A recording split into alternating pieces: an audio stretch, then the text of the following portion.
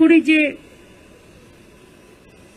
Cooperative federalism যদি রক্ষা করতে হয় তাহলে সেন্ট্রালের সাথে স্টেটের ডেভেলপমেন্টের ব্যাপারে এবং স্টেট শেয়ারের ক্ষেত্রে সেন্ট্রাল শেয়ার স্টেট থেকে যে টাকাটা তুলে নিয়ে যায় সেন্ট্রাল, সেই টাকাটা স্টেটের শেয়ার যেন স্টেট ফেরত পায় এবং ডেভেলপমেন্টের ব্যাপারে কোনো পলিটিক্যাল রাজনৈতিক উদ্দেশ্য প্রণোদিতভাবে কাজ না করে সবার জন্য, সবার উন্নয়নের জন্য কাজ করা উচিত। কেউ যায়নি, বয়কট করেছিল। আমি ভেবেছিলাম গিয়ে সবার কথা বলবো। আমি ওই 3-4 মিনিটে যা পেরেছি ওইটুকু বলেছি। বাংলার বঞ্চনা এবং সারা দেশের অল অপোজিশন স্টেটে যেভাবে বাজেটে বঞ্চনা করা হয়েছে এবং অল বিজেপি রুল স্টেটকে যেভাবে কনসিডার করা হয়েছে এবং যারা ওদের অ্যালিজ, আমাদের আপত্তি নেই যদি কাউকে বেশি টাকা দেয়, কিন্তু তুমি কাউকে দেবো বলে কেউ খাবে আর কেউ খাবে না, সেটা তো হতে পারে না। বাংলাকে তো তারপরে আমি সারা ভারতবর্ষের সমস্ত রাজ্যের ব্যাপারে বলে আমি এটাও বলেছি যে আপনারা তো শুধু নির্দেশ দেন আর ছবি লাগান, কাজ তো করতে হয় রাজ্যগুলোকে। অথবা একটা কোভিড কে সামলালো? রাজ্য। আপনারা নির্দেশ দিয়ে খালাস, আর ফিল্ডে কাজটা করতে হয় রাজ্যকে। আজকে যেখানেই যেই ঘটনা ঘটুক না কেন, যে কোনো সাবজেক্টে সবটাই সামলাতে হয় রাজ্যকে। তো রাজ্যগুলোকে যদি আপনারা পঙ্গু করে দেন তাহলে কেন্দ্রটাও তো পঙ্গু আগামী দিন হয়ে যাবে।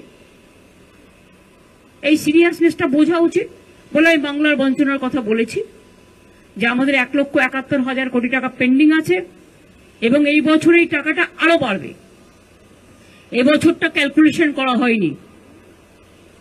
ফুড সাবসিডি বন্ধ, 100 দিনের কাজের টাকা বন্ধ, কাজও বন্ধ, গ্রামীণ আবাস যোজনার কাজ বন্ধ, রোডের কাজ বন্ধ। আপনারা তো দেখলেন ইলেকশনের সময় যেভাবে পাবলিসিটি করেছে, 3 কোটি বাড়ি করে দেবো, 4 কোটি বাড়ি করে দেবো, আমি এত করেছি, সব মিথ্যে কথা।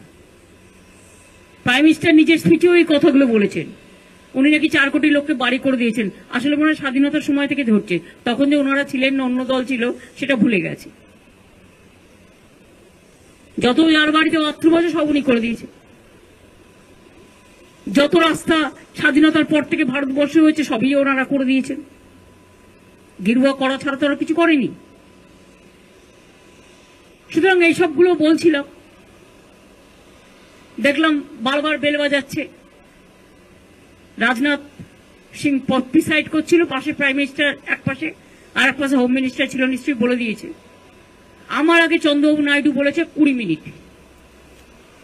আসামের চিফ মিনিস্টার, অরুণাচলের চিফ মিনিস্টার, ছত্তিশগড়ের চিফ মিনিস্টার, গোয়ার চিফ মিনিস্টার, যদিও রাজ্যগুলো খুবই ছোট ছোট, তাও আমি মনে করি না ছোট বড় কোনো ফারাক থাকা উচিত সম্মানের দিক থেকে।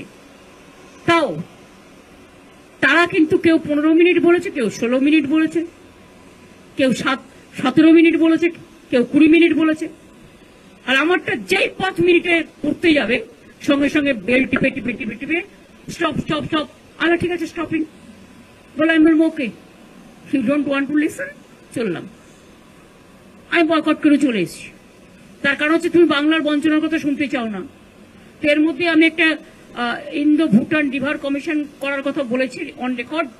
কারণ ভুটানের যে জল আসে সেই জলে আমাদের নর্থ বেঙ্গল, আলিপুরদুয়ার, জলপাইগুড়ি বিশেষ করে অনেকটাই ডুবে যায় প্রতি বছর, ফ্লাড এফেক্টেড এরিয়া।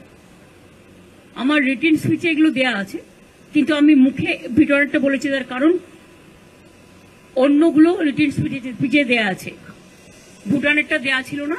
তাই আমি বলেছি একটা ইন্দো ভুটান বাংলার এই ব্যাপারটা নিয়ে নর্থ বেঙ্গলের একটা হওয়া উচিত। আর আমরা এটা বলেছি তুমি কোনো দেশকে কি দেবে না দেবে এটা তাদের ব্যাপার, আমি এটা নিয়ে কোনো কথা বলছি না। কিন্তু যে state is the stakeholders, তাদের কাছে কথা বলবে না, তাদের কাছে কনসাল্ট করবে না।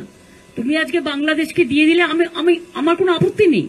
বাংলাদেশ আমাদের বন্ধু রাষ্ট্র, অনেকে এটাকে মিসলিড করছে। কিন্তু আমরা কি বলেছি, এখানে 3টে পার্টি, একটা হচ্ছে ইন্ডিয়া, বাংলাদেশ, আর স্টেক হোল্ডার হচ্ছে বেঙ্গল।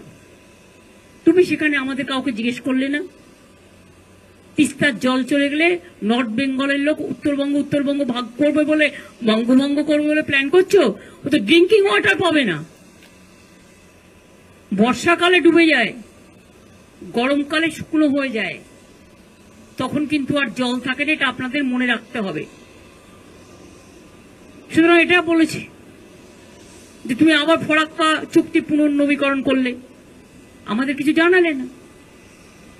ফরাক্কা যখন প্রথম হয় দেবগৌড়াজির সময় 97 সম্ভবত, তখন 700 কোটি টাকার একটা প্রজেক্ট বেঙ্গলকে দেওয়ার কথা ছিল এই চুক্তির বদলে, যাতে মুর্শিদাবাদ মালদায় যে ইরোশনটা হয়, গঙ্গা ইরোশন, সেটাকে স্টপ করার জন্য কিছু কাজ করবার জন্য।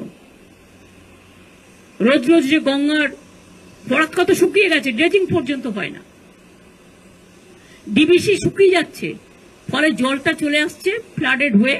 এখনো 4 লক্ষ কিউসেক মেট্রিক টন ডিবিসি বেশি জল ধরতে পারে।